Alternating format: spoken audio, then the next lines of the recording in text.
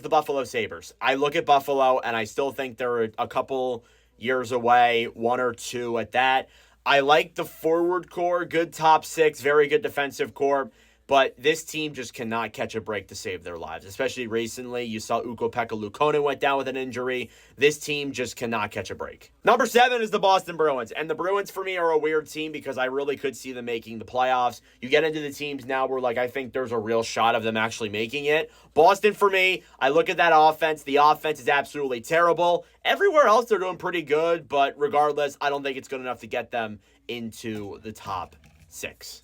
Number 6, I have Detroit. And Detroit is an interesting one because it's one of those things where it's I'll believe it when I see it. The Red Wings, for me, I think they have a really good forward core, a good bottom 6. They got great depth. In net, they're good. But in defense, I still don't think it's good enough to be a playoff team in this division. Unless another team takes a real fallout, Detroit will miss again this year. Number 5, and missing the playoffs. This one's going to be hard and controversial, but I have the Montreal Canadiens. I think they will be a hard out without a doubt. I love the forward core. They got a very top-heavy roster, good depth as well. It's better than people think.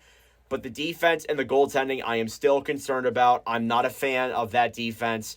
I think it lacks actual defense, and their goaltending, I'm not confident in either. Number 4 is the Ottawa Senators in that first wildcard spot making the playoffs. I think Ottawa will take another step this year, even though they finish in the same spot. I have them 11th in the National Hockey League. And it's not that crazy to say if Florida doesn't do great without Barkov or Tkachuk for that first half of the year, Ottawa could pass them. You never know. I think they have a really good forward core top to bottom. They have a good defense there with Jordan Spence as one of their new acquisitions. I also think in net, they have a pretty good tandem with Ullmark and Merrill-Leinen. It's looking pretty damn good right now in Ottawa. Number 3, I have Florida. And Florida, I had higher previously, but because of the injuries to Barkov and Tkachuk, I have them 3rd once again this year, but that's fine. They can finish literally anywhere.